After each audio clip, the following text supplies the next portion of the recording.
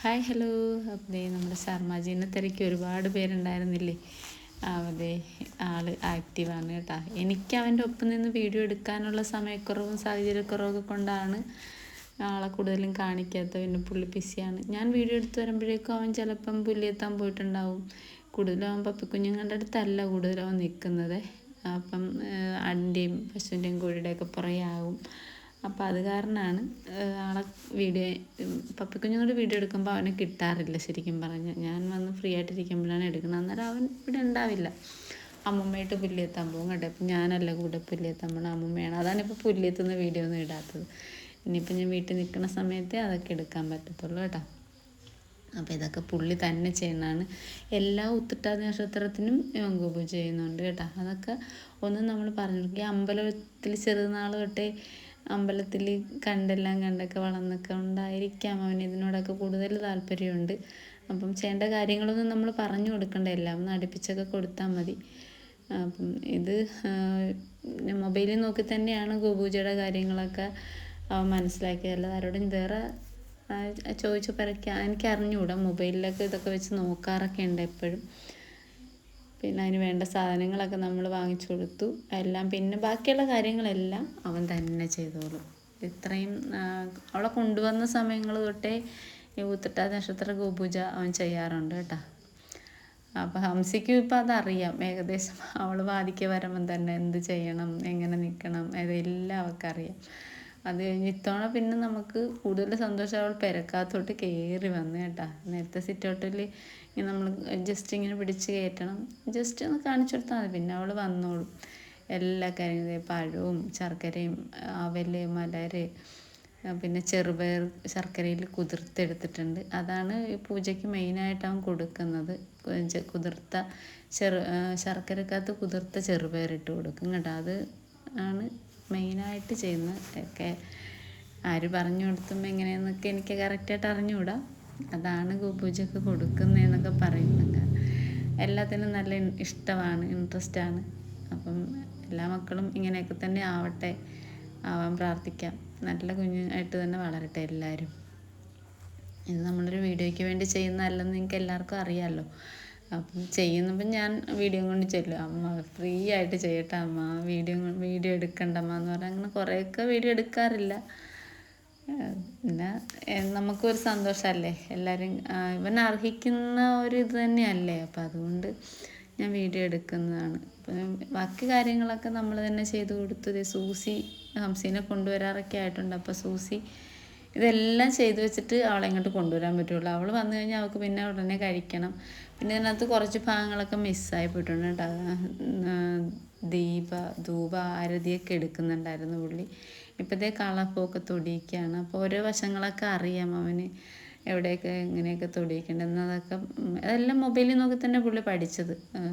ഓരോ ഭാഗത്തും കാൽപാദത്തിലും കൊമ്പിലും എല്ലായിടത്തും ഇതൊക്കെ അറിയാവുന്ന, ശരിക്കും ഇതൊക്കെ ചെയ്യുന്നവർ വീഡിയോ കാണുന്നുണ്ടെങ്കിൽ അവർക്കറിയാം ഇന്ന സ്ഥലത്തൊക്കെ. പിന്നെ അഡീഷണൽ അവൻ്റെ വകയും കുറേ സ്ഥലത്തൊക്കെ തേക്കുന്നുണ്ട് കേട്ടോ.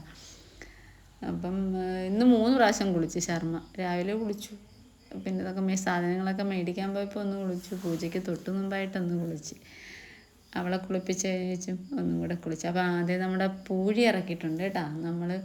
ഞാൻ പറഞ്ഞില്ലേ നമുക്ക് തെക്ക് വശം തോടുണ്ട്. ആ തോട് നികത്താനായിട്ട് തോട് നികത്താനല്ല, തോടിൻ്റെ സൈഡിൽ ഹോളുണ്ട്. തോട് നമ്മൾ വേലി കെട്ടിയപ്പോൾ തന്നെ പരാതിയൊക്കെ പോയി. നമ്മൾ വേലി കെട്ടാൻ പറ്റില്ലെന്നൊക്കെ പറഞ്ഞ് പ്രശ്നമൊക്കെ ആയതായിരുന്നു. നമ്മുടെ പറമ്പിലാണ് വേലി കെട്ടിയേക്കണത്. അങ്ങനെയൊക്കെ ഉണ്ടായി ചെറിയ സംഭവങ്ങളൊക്കെ. അപ്പം നമ്മുടെ പറമ്പിലെ ആ തോടിൻ്റെ ആ സൈഡിൽ നമ്മൾ വെള്ളത്തിൻ്റെ സുഗമമായ ഒഴുക്കിന് വേണ്ടിയിട്ട്, ഭയങ്കര വെള്ളം ഒഴുകുന്ന തോടാണേ.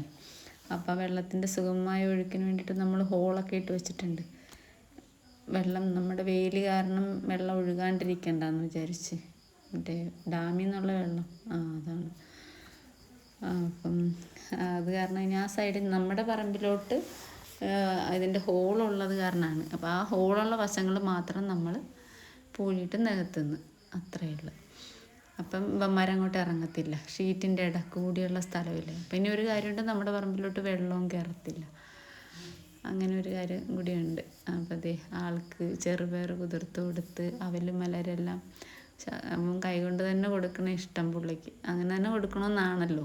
അപ്പം എല്ലാം കഴിഞ്ഞ് ആളിതേ ഇപ്പോൾ ധൂപദീപാരതിയൊക്കെ കഴിഞ്ഞിട്ടാണ് കേട്ടോ നിൽക്കണം. പക്ഷെ നമ്മളത് ഞാൻ വീഡിയോ ഓണാക്കാൻ മറന്നുപോയി, കുറേ ഭാഗങ്ങൾ മിസ്സായിട്ടുണ്ട്. അപ്പോൾ അടുത്ത വീഡിയോയിൽ ഞാൻ എല്ലാ ഇതും ഉൾപ്പെടുത്തി തന്നെ. ഇതേ ആൾ കയറി ഇങ്ങോട്ട് പോകുന്നുണ്ടോ, ഞാനതാ പറഞ്ഞത്, ഇത്തവണ നമ്മൾ വിളിച്ച് കയറ്റേണ്ടതൊന്നും വന്നില്ല, നേരെ പൂജ കഴിഞ്ഞു. ഭയങ്കര സന്തോഷമായിപ്പോയി. എന്നാന്ന് വെച്ചാൽ ഒരു മഹാലക്ഷ്മി പ്രതീകമാണല്ലോ സുരഭി.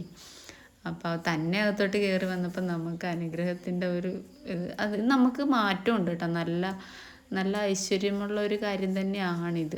അപ്പോൾ ഒരു എനിക്കറിയാമല്ലോ, നമ്മളെല്ലാ ഇതിനെയും ഒരേപോലെ തന്നെ കാണുന്നു. പക്ഷേ ഈ ഒരു പൂജ ഇവക്ക് പ്രത്യേകം കൊടുക്കുന്നതുകൊണ്ട് നമുക്കതിന് ഒരു മോശം വന്നിട്ടില്ല, നല്ലത് മാത്രമേ വന്നിട്ടുള്ളൂ. ഇത്തവണെന്ന് വെച്ചാൽ അകത്തോട്ട് ഇങ്ങനെ കയറി വന്നപ്പോൾ നമുക്ക് ഭയങ്കര ഒരു സന്തോഷമായി കേട്ടോ. ഞാനിത് ശരിക്കും യൂട്യൂബിൽ കാണുകയൊക്കെ ചെയ്തിട്ടുണ്ട് ഇതിന് എങ്ങനെയാണെന്നൊക്കെ. അപ്പോൾ ഇത് കഴിയുമ്പോൾ ആളിങ്ങോട്ട് കയറി വരുമ്പം നമുക്കതൊരു ഭയങ്കര സന്തോഷമാണ്. നല്ല വൃത്തിയായിട്ടൊക്കെ നിൽക്കണ കാരണം വേറെ പ്രശ്നവും ഇല്ലല്ലേ, അഴുക്കൊന്നും ഇല്ലല്ലോ. അതൊക്കെ ശർമ്മ പ്രത്യേകം നോക്കിക്കോളൂ. പിന്നെ വന്നു കഴിഞ്ഞ് പുള്ളിക്ക് പിന്നെ ഇറങ്ങാൻ കഴിയല്ലോ, പിന്നെ നമ്മൾ പിടിച്ചിറക്കി ഇതൊക്കെ ഇരിക്കുന്ന ചെറിയ സൗകര്യങ്ങളല്ലേ ഉള്ളു ഹാളിൽ. അപ്പം ടി വിയൊക്കെ മുട്ടും തട്ടുമൊക്കെ ചെയ്താലോ എന്ന് വിചാരിച്ച് ഉടനെ തന്നെ ഇറക്കി. പിന്നെ ശർമ്മ അവിടെ കൂടെ ഇച്ചിരി നേരം നിന്നു. ശർമ്മ അപ്പുറത്ത് കൊണ്ട് കെട്ടും വരെ അവിടെ നിന്ന്. അപ്പം ഇത്രയൊക്കെയുള്ള വീഡിയോ.